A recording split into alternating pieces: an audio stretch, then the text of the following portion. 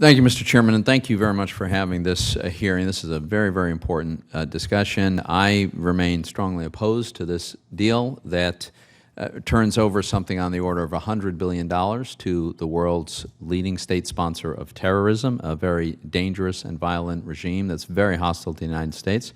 But not only did we release all of that money, but we lifted substantial sanctions, allowed Iran to retain important components of its nuclear infrastructure. And I'd just like to ask a question for the record. Mr. Zarate, am I pronouncing that correct? Mr. Zarate, has the Iranian parliament ratified this agreement? To be honest, Senator, not to my knowledge. To your knowledge, has have the top political authorities in Iran signed the agreement? I don't think so, Senator. I've not seen evidence of that. In fact, doesn't the administration argue that this is not a legally binding agreement with respect to Iran, but rather a set of political commitments? That's right. They argue that this is not technically a treaty. Yeah. It seems a rather amorphous commitment on the part of the Iranians, despite the very real changes and concessions that the United States has made with the financial release, with the relief of sanctions, with the permitting Iran to retain this infrastructure.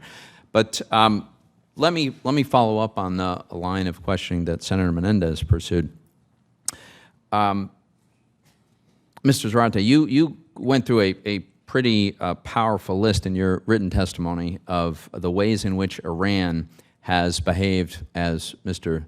Dubowitz put it, dangerous, malign, and illicit conduct post-JCPOA, right, including the repeated ballistic missile tests, the fact that Iran remains a leading state sponsor of terror, the deployment of troops to Syria to support the Assad regime, Iranian continued human rights abuses, detention of 2 American citizens, arresting American sailors at gunpoint, continuing to develop and engage in malicious cyber attacks. Now, I share the view of Senator Menendez that in response to these really outrageous and aggressive behaviors, we have every right, in fact responsibility really, to impose the kind of sanctions that might dissuade these behaviors.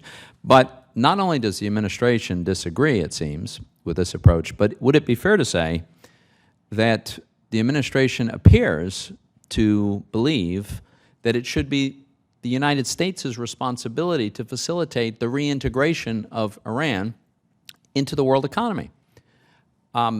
That's what it looks like to me, and that strikes me as a bad idea. But Mr. Zarate, I'd like your thoughts on that. Senator, absolutely, and I warned about this danger when I testified during the JCPOA debate before you, that this was a potential trap, that the Iranians were going to push the United States to help rehabilitate their image, their economy, their reintegration, and that they would argue that the spirit and letter of the deal required it. Which is exactly what the administration... Exactly what's happening. And what's the problem with that? Why is that a bad thing for the U.S. government to be facilitating the reintegration of this very hostile regime into the world economy? There's 3 fundamental problems. One, it takes Iran off the hook of dealing with the underlying conduct itself that is problematic. Support to terrorism, support to Assad, human rights abuses. Arguably, couldn't it be seen to be rewarding that kind of outrageous behavior? Potentially, and that's a second problem, which is creating sort of dual standards. Why are we creating exemptions for the Iranians when, as I said before, our expectations are heightened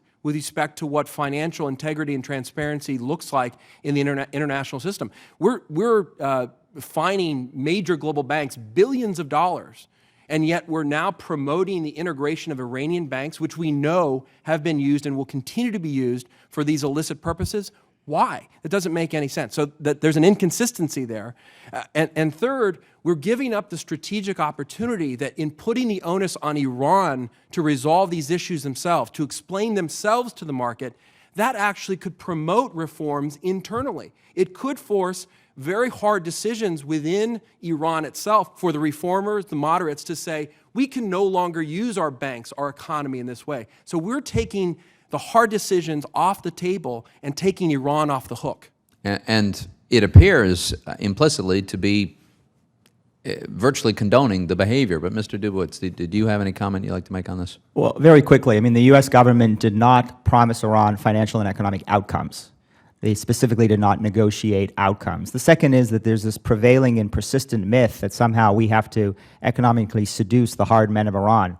This despite the fact that President Obama's former DCI, Leon Panetta, said that the CIA assessment is that there are no moderates in the regime, and that the U.S. negotiator, Wendy Sherman, has specifically said since the deal publicly that in this regime there are hardliners and hardliners, and President Rouhani is a hardliner.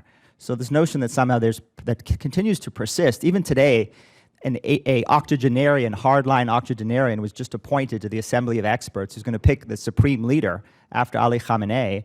I don't know why this notion continues to persist in the halls of Congress and outside, that there are moderates who we should economically seduce. These are hardliners or hardliners who continue to hold their people hostage and continue to engage in very dangerous and destabilizing activities. Thank you very much. Thank you, Mr. Chairman.